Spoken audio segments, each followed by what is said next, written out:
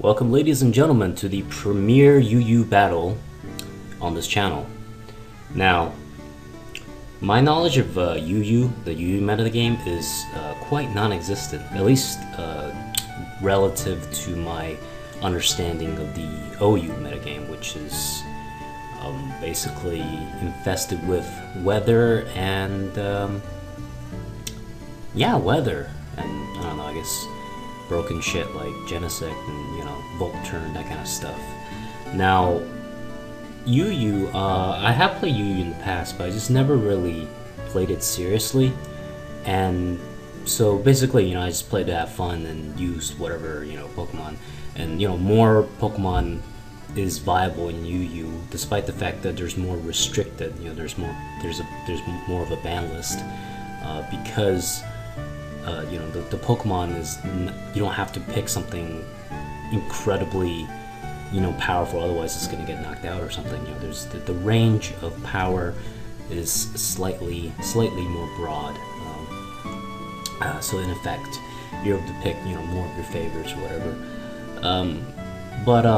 So this, I told you guys I was going to use Meloetta, but yeah, she's not working out, because I found out that regardless of what tier, her resistances are just too lackluster to switch in effectively, which is very important to me in any sort of battle at all, because I love switching, to take advantage of my opponent's openings and go for the kill, their weakness, basically. And switching allows me to do that, and not being able to switch safely at all most of the time, maybe against a special attack or something, but without key resistances, her ability to be utilized to the maximum by me is the chances of that is very low. So I still love her. I mean, she's a greatly designed Pokemon with a unique feature, and I'm sure there are people that's smarter than me, that plays more than me, that are better at this game than me. They'll figure something out for her, but in the meantime, we'll just stick with what works, at least what I'm comfortable with. So here we go. We have a team led by, well, it's not led by, there's no lead in this game. I just noticed my avatar, I guess every time it signs me out, it resets my avatar. It's one of the most annoying things ever. But anyway, the star of this team is Gardevoir, which is one of my favorite Pokemon.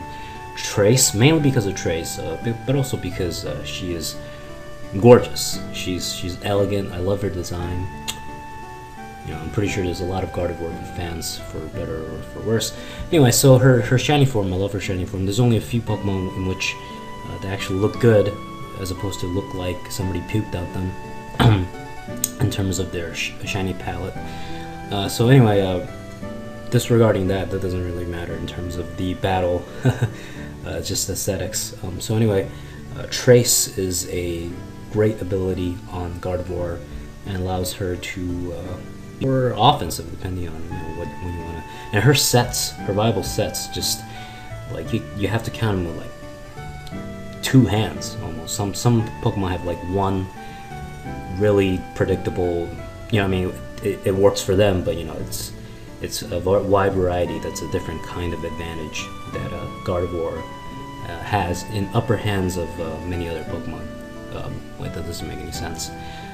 Over other Pokemon, let's just say that. So I don't want to get too much into. I'll spend a maximum of 5 minutes explaining this team. So basically, Gardevoir, she's going to be playing a support role, as you'll see in this battle. You'll see every Pokemon utilized to a certain extent in this. Maybe somebody dies too, like maybe I think Nidoking dies before he is able to get a move off, but this was a spectacular game, so we're gonna jump right in here. Okay, so I'll lead it with Empoleon, which has potential to set up rocks if the conditions are correct. So he U-turns out predicting some sort of ice move, just to scout and to deal some initial damage. So that Crobat was very annoying for most of the battle. So he goes into this Roserade knowing that it will, resist anything I throw at it and put me to sleep or set up with spikes or do whatever. So basically, Empoleon is not a good matchup in this particular matchup. It's not a good option, let me say. So I have to switch out. So I go into my Gardevoir, tracing Natural Cure. So if Roserade put me to sleep or whatever, I can just switch out, Or then I guess my thought process is that the grass thing, God, I'm forgetting names, cannot hurt me. So, and if they put me to sleep, it's just it was a good switch. The end justified the means because I scared it off. Okay, shut the hell up. Okay, so now that I have quelled my audience, let's continue on with the show. Okay, so basically I go back into my Empoleon, but here we find out that we are running two different kind of sets. I am a support Pokemon that set up rocks, and and he is a set that like kills things. So yeah, that's quite different. So I do die to that. I don't know if the crit mattered, probably not, because he has a Sword Stance up. So I go into my Nidoking, and then I double switch. I don't think this was strategy. I think this was just me fucking up, because he does go for the Aqua Jet, which would have probably killed my Nidoking. So this Slowbro is going to be MVP bro of the day. That was not a joke. What was that? That was terribleness. Okay, so anyway, Slowbro is going to be a very good teammate in this entire battle. Burning things with Scald, you don't have to deal any damage, but just a Regenerator just laughs at status, because he will get status rather soon, I believe. Not by this Roserade though. So I do escape, and I think I later do get burned, but just watch the resilience Generator gives Slowbro. It's ridiculous. So I'll go into Gardevoir knowing that it'll take any sort of special move, and this Roserade is burning up, but I guess it can switch out with Natural Cure, and I know it has Natural Cure because I traced it. So that burns not too much trouble, but he can't stay in for long, so he does switch out and go into his Ted. So I know Ted's a very big threat, and I guess I didn't overpredict, so I went with the Psychic, and Ted is able to resist that, so that's a good move on this part. And I have to somehow neutralize this thing. So I think I go for the Will-O-Wisp, actually. I don't switch out because I don't want it to get a free Source in off. So Porygon Z comes in and gets a attack boost, which is nice because Gardevoir special defense is maxed to the max. If that makes any sense. So I do get the burn off on the Porygon Z. Not as crucial as on Ted. God, I'm using his... Okay, that's dumb name. What a dumb name. So here we go. Gardevoir switches roles. There is a actual Scarf set for Gardevoir, but obviously my Gardevoir doesn't have any speed EVs, so I'm guessing she'll outspeed maybe half of randomly slower, 90 minus Pokemon, but speed invested Pokemon is still going to be able to outspeed her. But she's not completely crippled because that's how good Gardevoir is. So, I'm just going to continue to do Psychic. I know this Dusclops doesn't have residual, recovery because it needs Eviolite to function correctly. So, I'm able to deal a good deal of damage, and I think it does carry healing in the form of Pain Split, which is kind of annoying, but, it's not that reliable. So I do go back, fearing that I'm not going to be able to deal enough damage. It's just going to stall me out with... move, Pain Split. So here, my Slowbro gets burned, and you might think burning a wall would be the end of the wall. Actually, burning it, well, it was detrimental overall, but basically Slowbro is a bro, okay? He just shrugs off this burn like nothing for the entire rest of the match, because first of all, he's not a physical attacker. So I gain some health back, Regenerator. I go out, and Dusclops is completely crippled now because it doesn't have any residual form of healing, and it's losing 1/8 of the damage a turn, so it's not doing anything as a wall should. So he goes back to his Roserade, and what is he planning? What is he scheming? So I don't know what happened there, but I go for the Psychic, which is not invested, so it is able to survive that. With Gardevoir, if invested in special attack, it will tear through things that are... It's super effective against them. That's just a well-known fact. So I do go out because I don't want to get Leech Seeded and go into Honchkrow, hopefully resisting like a Giga Drain or something, but he switches as well and goes into his Ted. Now, Haunch Crow is gonna be able to take out this Empoleon with superpower. Oh no, it doesn't, because yeah, Empoleon's actually pretty bulky, so it's a pretty good Pokemon. It looks kind of derpy, but he goes for the Avalanche and just completely wrecks me right here. So Haunch Crow not able to do anything substantial. I guess actually weakening this Empoleon was very, very important. So good job, Haunch Crow. I'll nickname you in celebration. So anyway, I go into my Heracross, and this thing is a monster once it gets set up. So it's Choice Scarfed, but unfortunately, Dusclops does resist the Mega Horn and has defenses through the fucking sky. So I'm not gonna be able to do anything with, especially with a resisted Mega Horn. So I go out and go back to my Slowbro. My defensive pivot is probably, I mean, Slowbro is becoming one of my favorite Pokemon just by the sheer resilience, like that rivals like fucking Giratina or something.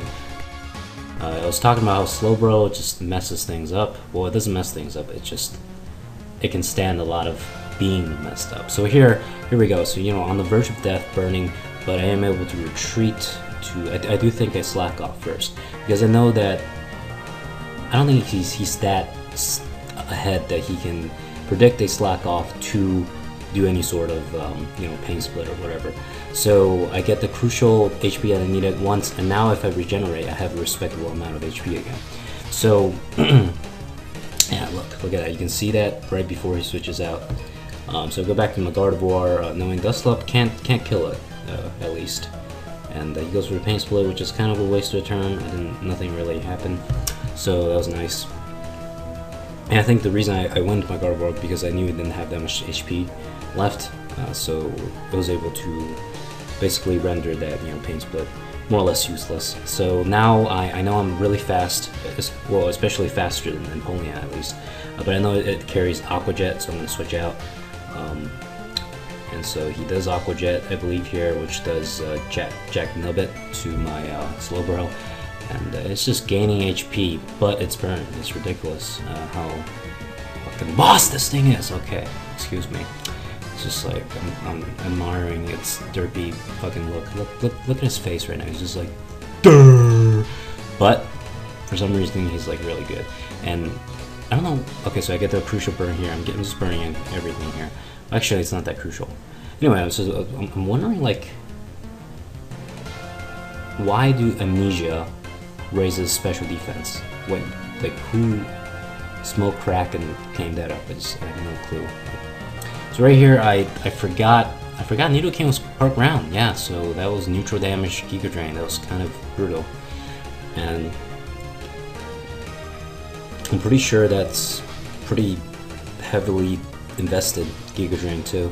So here we go. We're gonna go for another Giga Drain, but my Heracross is able to resist that quite nicely, and it's gonna be able to scare away this thing. Or I hope he already realizes that my Heracross is scarfed. Nope. So I go for the safe.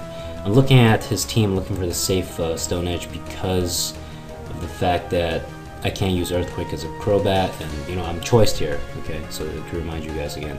So right here, Ted is able to guide. Why do I always use that? Because Empoleon's hard to remember, I guess.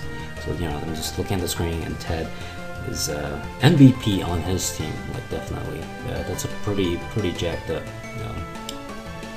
Empoleon you got there. So he takes out my Heracross rather nicely because I can't kill it with a resisted whatchamacallit, Stone Edge, with a plus 1 attack. That didn't really matter that much.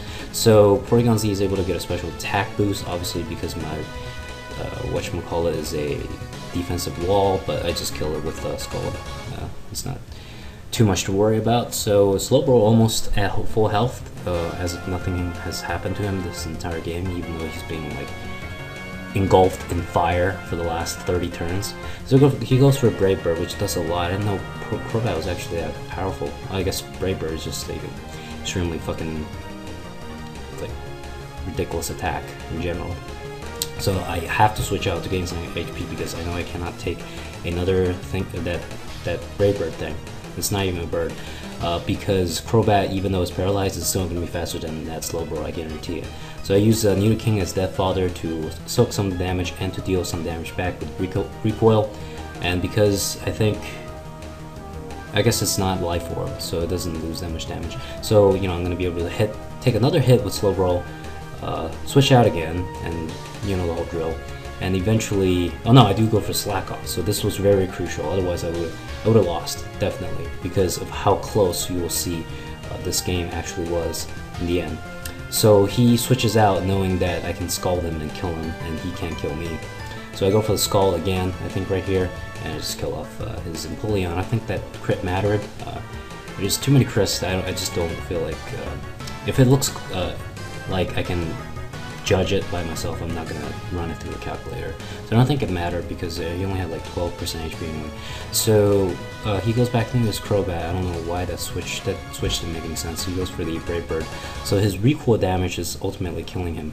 So yeah, I get the last Scald off after the Brave Bird recoil. So I was able to kill it after all that residual damage that it caused itself. So right now we have two Pokemon. It's his Arcanine, which knows Wild Charge. I'll have to keep that in mind. I'm not too keen on the UU metagame, but apparently it had Wild Charge. So I was hoping that some sort of fire move or something, so just to buy me some turns and gain the Regenerator back on my Slowbro. But now that I saw Wild Charge on this thing, I'm like, I'm probably gonna die. I only have 46% health, but watch this. This is fucking nuts. Recoil from the Wild Charge, recoil from Life Orb, and I Scald. I don't think I'll definitely have to run this through a calculator, but getting off that crucial KO allowed me to narrowly escape my defeat, and that was a really good game. Pokemon 11. I'm pretty sure you're another victim of the Avatar going back to default epidemic that's been going on, because we share the same love for Lyra. We just love Lyra. Actually, Lyra's kind of a bitch because she took away Crystal. I think that's her name. Crystal's original, it's Crystal. She's the first female character. She's supposed to be like the model, the idol for all future female protagonists to come. But no, she gets completely replaced for no reason, and that hat is kind of stupid looking. Yeah, Lyra, you suck.